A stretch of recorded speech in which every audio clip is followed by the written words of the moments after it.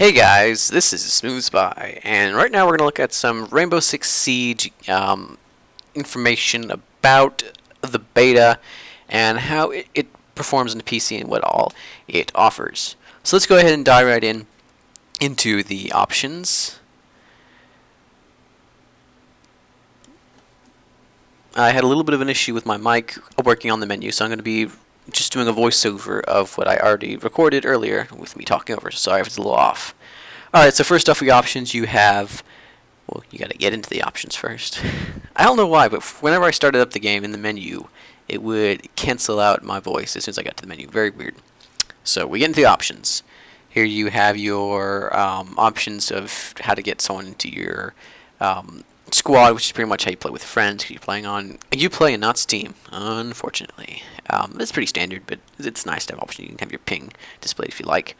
On to the next tab, which should be now. We have audio, and you have all the different sliders that you would want for the volume. They have a master volume, but they also have a series of others, so you can change them individually, so you don't have to just have the one, which is nice because, you know, say you want to turn something up or down, you can even change your in-game microphone volume. So if you're too high or low, you can adjust it as you need to, which is really nice. On to the next, which is display. You can see your monitor and how many of them you have. I only have one. With this option, I think that it would have a multi-monitor support and work well with it, so that's always nice to see for those who have that. And up next, you have your resolution. Just waiting. I'm talking a lot about this apparently. There we go.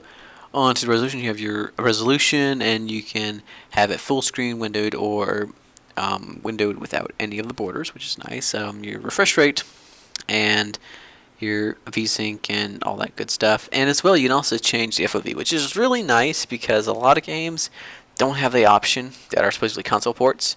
That's nice that this game seems to be a full version itself has FOV slider, and a 90 FOV isn't something I like to get all excited about, but hey, it's better than 60 FOV, which is just downright horrid.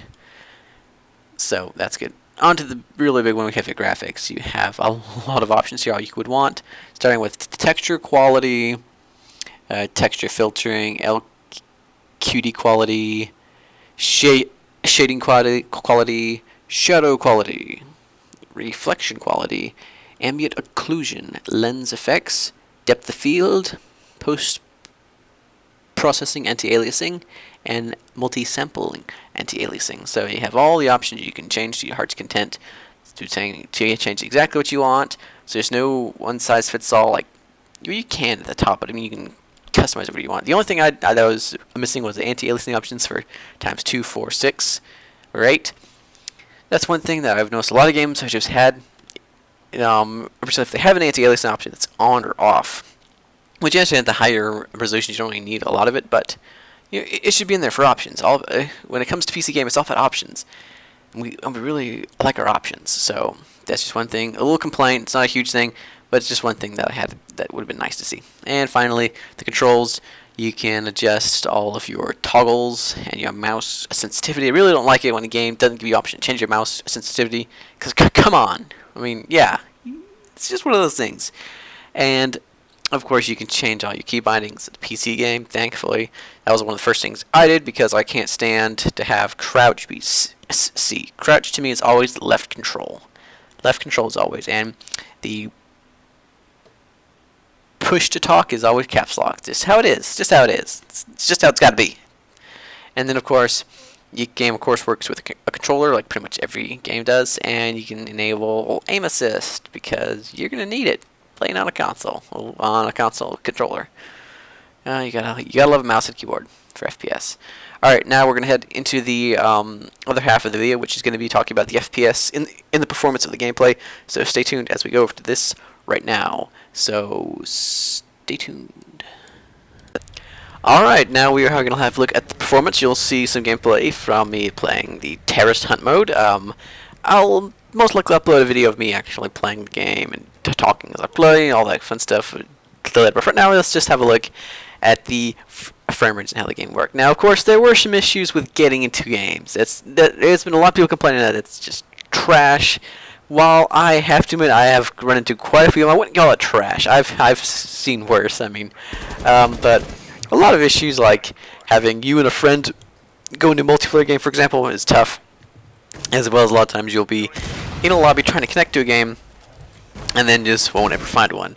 Or like you'll find one, but then it'll crash. Of course, this is a beta. It's not the final release, but the game's only like a little over a month away. So we'll have to see if they can get the issues resolved. I believe they will, but of course, it's hard to launch a multiplayer game very successfully on launch day. You know, a lot of times we'll have issues and there'll be a patch and whatnot, but hopefully it'll smooth over quickly. As far as the performance goes, I was testing this out on my single GTX 980, a Core i5, 4590K, as well as 16 gigs of RAM on a 1440p display, and I gotta say, I had zero issues running at full max settings at well over 60 FPS. I mean, on average, like outside, you'd get a 60 FPS. But once you got indoors, which a whole bunch of the game is indoors, you know, because you go in houses and whatnot,